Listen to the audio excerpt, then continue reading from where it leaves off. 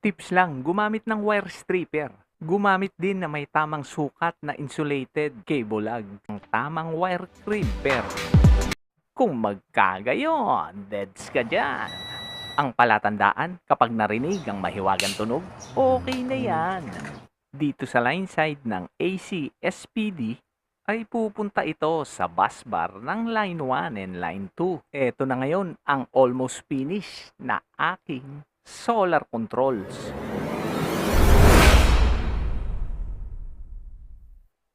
Dahil alam ko na kung anong inverter capacity, battery, at number of panels ang aking gagamitin sa aking solar setup, ngayon naman ay dito ko siya ilalagay sa labas ng aking bahay for safety purposes at medyo maingay din kasi ang tunog ng inverter.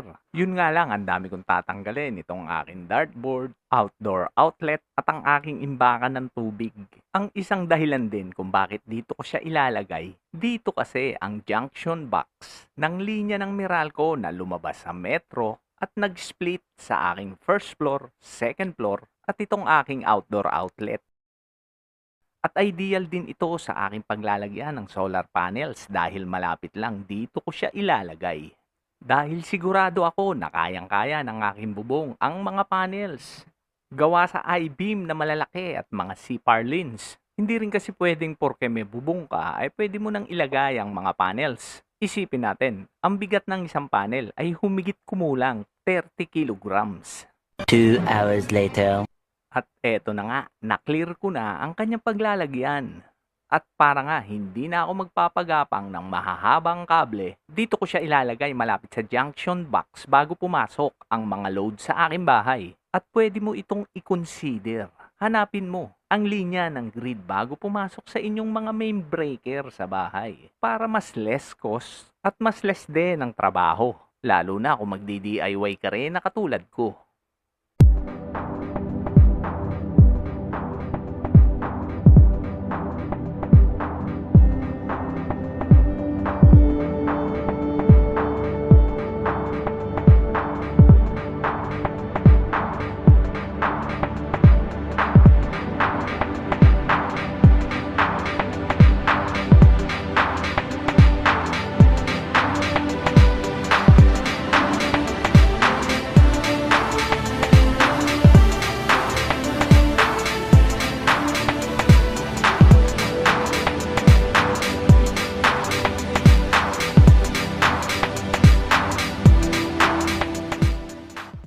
Ako ay gumamit ng kable na may sukat na 10 AWG. Pinare-parehas ko na lang. Ito yung aking mga koneksyon sa AC controls. Tips lang, gumamit ng wire stripper para hindi masugatan ang iyong mga kable.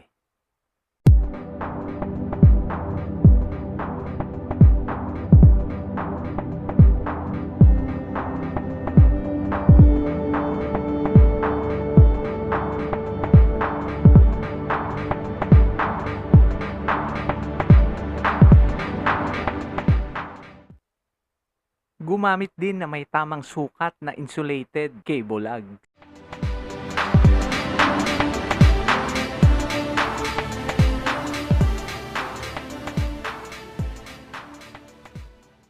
I suggest na gumamit din kayo ng tamang wire crimper.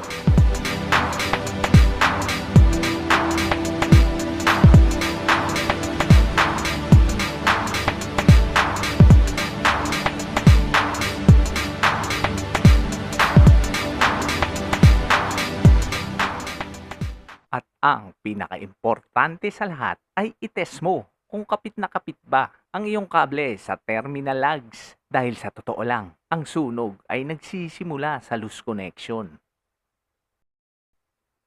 Ipapaliwanag ko lang sa inyo ang aking setup na galing sa grid or Meralco papunta sa ATS at sa aking mga load sa first floor, second floor at sa outdoor supply galing o paglabas ng metro ng Meralco ay magkakabit ako ng 60 ampere na breaker at papasok naman yan sa ATS o automatic transfer switch sa kanang bahagi o ang reserve line. At ang left side naman yan yung tinatawag na normal line o ang priority line na diyan ko naman ikakabit ang aking solar line. Ang load side naman nito na nakaparallel lang ang normal line at reserve line ay papasok naman sa distribution box na may bus bar for line 1 and line 2. Sa taas, dito na ang aking linya for first floor, second floor, at outdoor supply. Etong ATS, may function ito na pwedeng manual at automatic. Pero dahil nga wala pa naman akong linya ng solar, naka-manual siya ngayon at nakatutok siya ngayon sa reserve line o yung aking Meralco line. Kung nakasetup na ang aking solar, dito ko naman ikakabit ang AC out ng inverter. Lagi ring huwag kakalimutan na mag-continuity test para malaman mo kung nahigpitan mo ba ang mga linya at kung meron bang salubong sa line 1 at line 2. Kung magkagayon, deads ka dyan. Ginawa ko nga palang color coding ang aking linya. Ang line 1 ay color blue at ang line 2 naman ay color white for easy troubleshooting.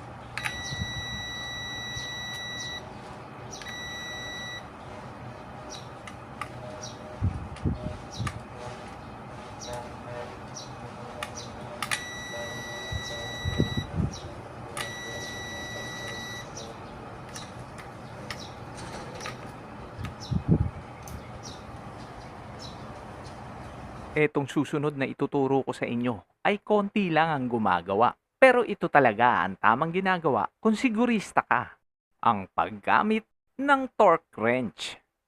Ang normal na torque na ginagamit ay from 2 to 4 Newton meter. Pero itong aking torque wrench ay 5 Newton meter. Ito kasi ang ginagamit ko sa bisikleta. Sobra siya, pero pwede rin ito. Siguradong mas mahigpit ang kapit. Ang palatandaan kapag narinig ang mahiwagang tunog, okay na yan.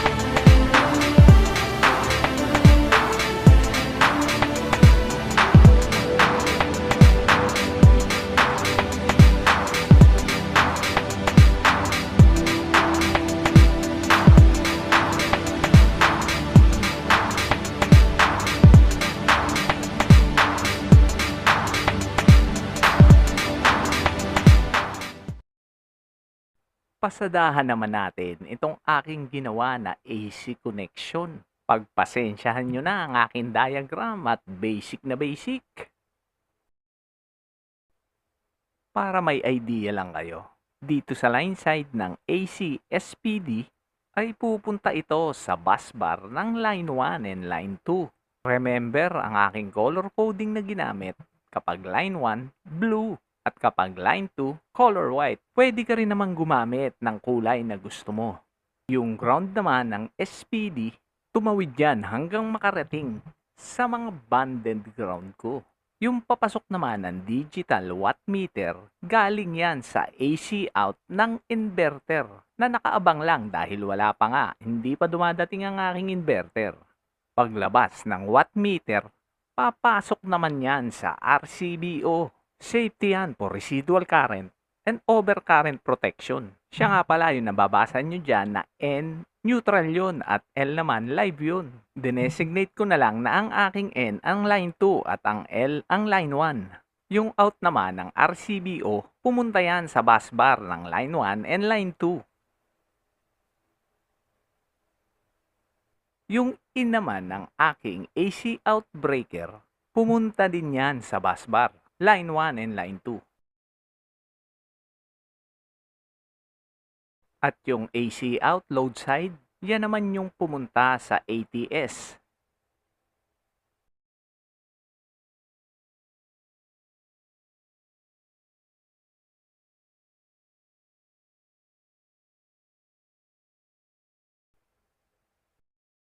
Eto namang aking AC inbreaker, ang pumasok naman dyan, yung galing sa grid o sa Meralco.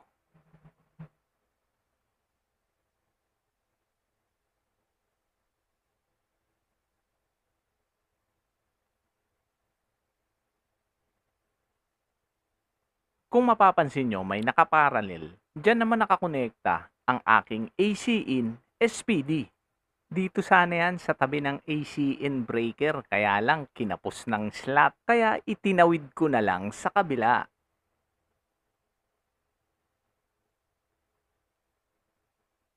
Yung out naman ng AC in, eto naman yung ikakabit sa AC in ng inverter.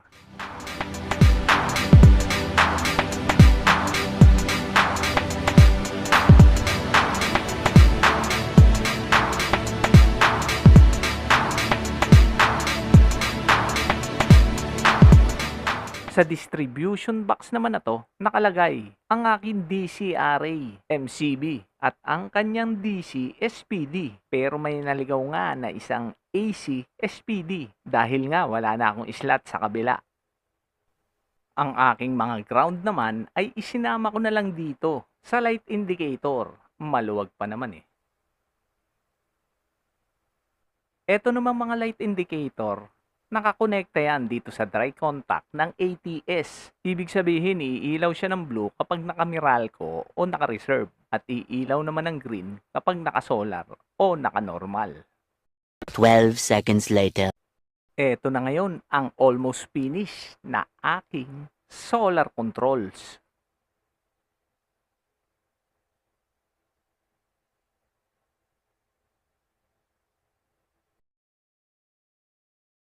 Bali ito na yung main line papunta ng metro ng Meralco.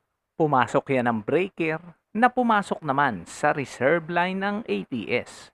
Sa out naman ng ATS, pumasok naman yan sa junction box. Load ko sa first floor, second floor, at outdoor supply. Dahil nga wala pa naman akong solar line at ngayon naka-Meralco ako, kaya nakailaw ang aking LED indicator ng Meralco. Nakabit ko na rin ang mga kable ng aking PV arrays. Nakaabang na yan pagdating ng inverter. Nakaabang na rin yan papuntang bubong pagdating naman ng mga panels.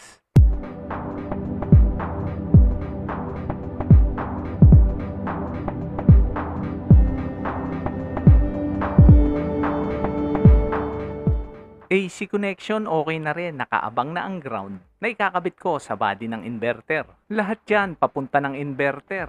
AC out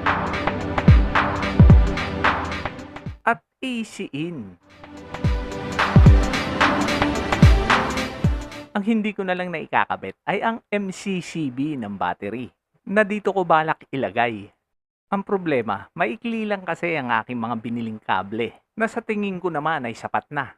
Ang eksaktong sukat na lang ng battery at ng inverter ang aking hinihintay. Kaya aktual ko na lang siyang ikakabit kapag nandyan na ang inverter at ang battery. Uy, siya nga pala. Kung nagustuhan mo ang ganitong video at sa mga susunod ko pang gagawing upload, baka pwede naman diyang pakilike, share, subscribe para naman lumago-lago ang aking channel.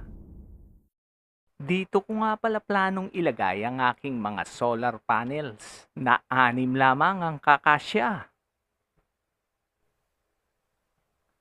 4 sa taas at 2 naman sa ibaba. Hindi kasi pwedeng isa walang bahala ang safety dahil kung titingnan nyo, malaki pa naman ang bakante. Kaya lang yung bubong ng aking mother, yung nakikita nyo na mga corrugated na yero, lumang-luma na yan at ang pamakuan ay mga kahoy. Siyempre, safety is my priority. Yang nakikita nyo na puno na yan, nakatakip yan sa aking bubong. Kaya tinabas ko ang lahat ng nakatapat sa aking bubong. Sayang naman, mag-i-invest ka tapos hindi mo mamaximize ang harvest. O papaano? Marami pa akong ililigpit na pinagtabasan. Hanggang sa susunod na mga tips.